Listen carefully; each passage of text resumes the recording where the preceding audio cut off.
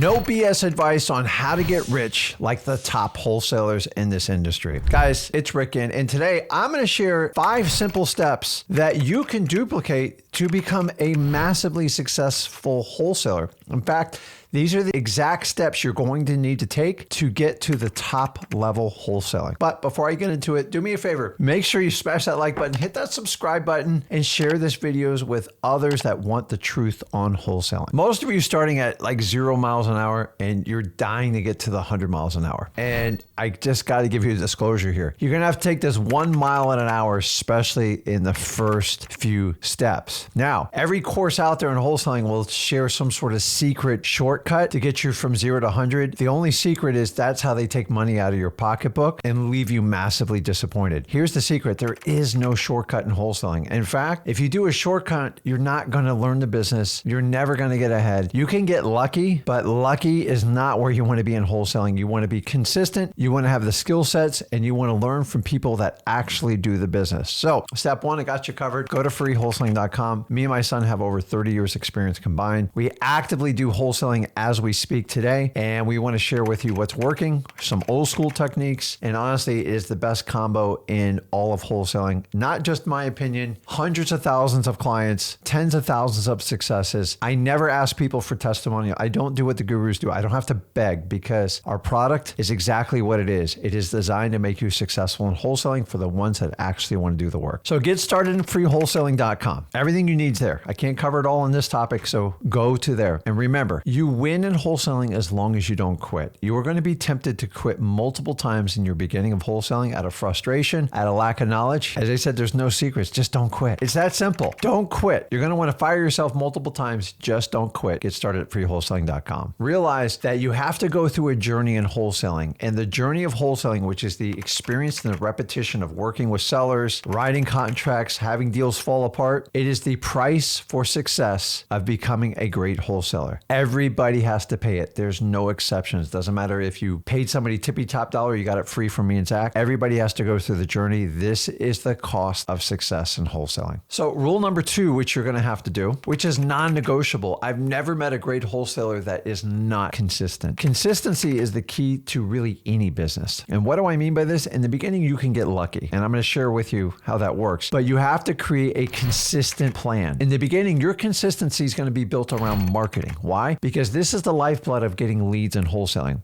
Marketing.